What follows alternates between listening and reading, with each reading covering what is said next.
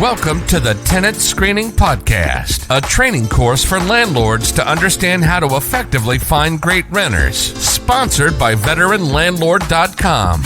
And now your host, Edward O'Daniel.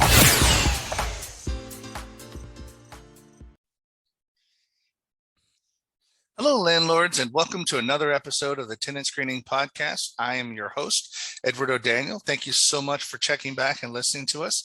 This episode, we're going to dive into landlord verification. Part of this series that we're going over here with tenant screening, we've already kind of covered several prequels to this, but now we're at the point of the rental application that we're processing, where now we have to verify their previous landlord information. This can be a bit tricky, although it's well worth the effort to get this done. So in order to do this, right now, we've talked about it in the previous podcast with regards to your rental application. You will need to have an agreement and authorization section on your rental application to allow previous or even current landlords to release information about the current tenant to you, or the applicant in this case. So you will need to send that over along with your landlord verification form. Now, you could just Google landlord verification form, but just here's a couple of quick examples of a question. All you're trying to do is just check with the previous, with the current landlord and even the previous landlord, if you can get enough rental history, what type of tenant is this person? Are they a good person? Do they pay on time? Do they have any problems? Do they get rowdy? So right now, you just want to ask a couple of basic questions on your form. Is the applicant currently renting from you? So obviously, you just want to verify the information. Part of what we covered in the rental application is verifying that they have accurate information. Now, if they don't give you accurate information, for instance, if they tell you they're living someplace when they're actually not living there, then that can, it could be a white lie or whatever, but that could be false information on the rental application, in which case that should be an automatic denial if they lied on the application. So you just want to find out, is this person renting from you? Now, keep in mind, I've actually had it in the past where they were living there, but they were not on the lease. That's where it gets a bit tricky. So you have, let's just say this is, we'll just say the guy's name is John Smith. No offense to John Smiths out there, just using a generic example, but let's just say that John Smith it stays with a girlfriend, for instance, and the girlfriend's name's on the lease. Well, his name was never put on the lease, but that's currently where he lives. So if he is not on the lease, then he can't actually get rental verification. When you try to contact the current landlord, it says, is this applicant currently renting from you, John Smith? They're going to answer no. Now, is that a lie? Think about it. Is that a lie? No, he may very well reside there, but now him and his girlfriend may be breaking up and he may be having to move out. Well, he wasn't really on the lease legally. So that's where he was living at. And again, he wasn't on the lease. Therefore, the current landlord cannot reply on whether or not that person was on time or not, because the only authorization you have is from John Smith in this example. So that's a good question to have. And like I said, that can trip you up sometimes in case you run across those particular issues. But let's assume that John Smith is renting from them and he just comes back, yes, John Smith has been renting from me for 2 years, and he indicated that in his application. Great. Is the applicant current with all rental payments? Is he current on rent? So just yes or no. Has the applicant ever been late? Has he paid, is he late? If so, how often? You would want to know that, because if this person pays late every single month, is that somebody that you really want to put inside of your unit? If you're going to have to chase them down and get them to pay late every single month, maybe not. I'm not too crazy about people like that. It does happen from time to time, but not somebody, if they've been living there for 2 years and they've been late, 15 times, then that's a pattern. So you'd want to know that up front and base your qualifications and your decisions of whether or not you want to move forward with this person, getting that information. Did the applicant have any pets? Because if they have pets over there, then most likely they're going to bring those pets into your place, and you could verify that information with the rental application, because there should be a pet section on the rental application that indicates whether or not that person's going to be moving pets in. If so, what kind? Even if it's going to be fish, or it could be a dog or a cat, but you just want to make sure, hey, why is there a dog over here where you previously lived and you haven't indicated that you have a dog now? So that could be another sort of check and balances that you do. So this is how everything sort of reinforces itself to make sure they're telling the right information. And as long as everything checks out, no, he doesn't have any pets, great. He didn't indicate any pets on his rental application, we're fine there. But the biggest question that could very well mess you up is this one. Would you rent to this person again? Now, if you ask the current landlord that, this is where you're going to have a problem. Not all landlords and not all property management companies really answer that question truthfully. Think about it. So you have John Smith in this example that we're dealing with here is a problem tenant. He pays late, but right now when you send it over, no, he doesn't pay late. Nope, he's been on time every single time. They're going to tell you exactly what you want to hear. Would you rent to this person again? Oh yeah, John's a great tenant. I'd rent to him, over and over again. I'm so sorry to see that he's leaving.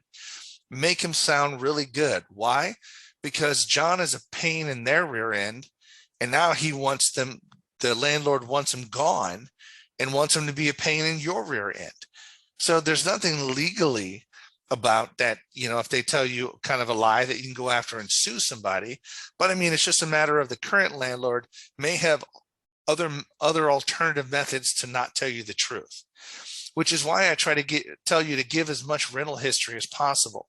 Don't always go for the current landlord. If that person's only been living there a year or even 2 years, go back to 3, 4, and 5 years. Get as much rental history as you can. Go back to the landlord before the current one, because that landlord has no reason to lie to you. If that person was a bad tenant, if they had dogs, if they paid late, that landlord has no reason to lie to you. So that kind of landlord is going to give you sort of the best information. So these are just things to watch out on. Not all people are going to tell you accurate information. They're going to move their problem over to you and let that be your problem. And this right here is a good way to catch that. So in the landlord verification process, just getting all these questions answered is just a great way to sort of check against the rental application, check against other information that you have against the applicant to see if that person's really going to be telling you the truth.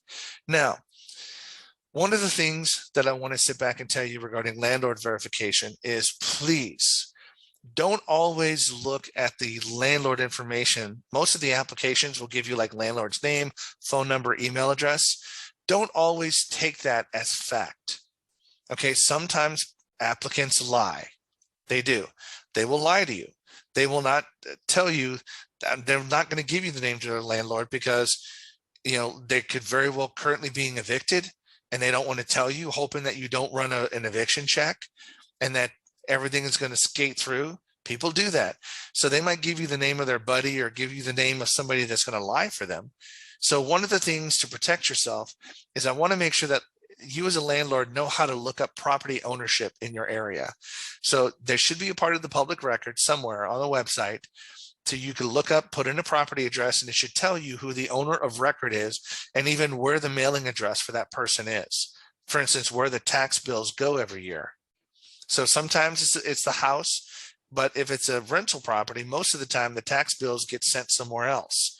They don't get sent to the property. So look up who the owner is. And whenever you call the landlord on the rental application to do your rental verification, one of the things you want to make sure that you look at is see if that person has a relationship to the owner.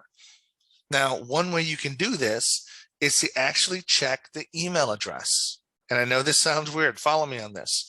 So if they say, if they give you an email, hey, just send an email. My landlord's email address is cuddlybear89@yahoo.com.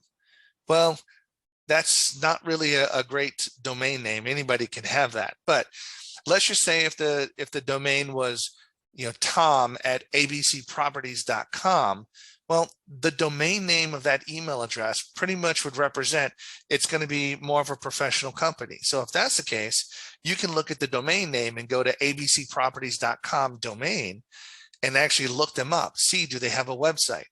and ABC Properties may actually be the registered owner for that property. So that's another way that you could verify or even validate that the landlord information that they gave you is actually the right information regarding the ownership. If it's not, I've dealt with with email addresses like cuddlybear89@yahoo.com, but right now, though they're still valid. That's right, because people aren't professional enough to use a professional type email, but you have to ask, what is your relationship? When you call up that particular landlord, you can say, well, I notice you are not the owner of record on this particular property. Can you tell me who is the owner of record and what is your relationship to that person? Ask them those questions. If they don't know who the owner is, or if they can't even give you, they may not know exactly, but they should have a pretty good idea, enough to come close enough to who the owner is, and just say, oh, well, he's my cousin, or he's a friend of mine and I manage the property here. He doesn't live in state and I live next door, or something like that. So you at least want to get to verify and make sure that the person you're talking to, as far as the landlord, is actually the landlord and not just somebody that they're sending you over to. So when you do the landlord verification, there is going to have to be some things that you're going to have to get good at up front with spotting lies and deception. But looking at the email address, if so, look at the domain to see if they have the ownership, check the owner of the on record, check the mailing address, and just look at all of those things, and then ask questions about the people that you call, the landlord, and just make sure that everything sounds legit.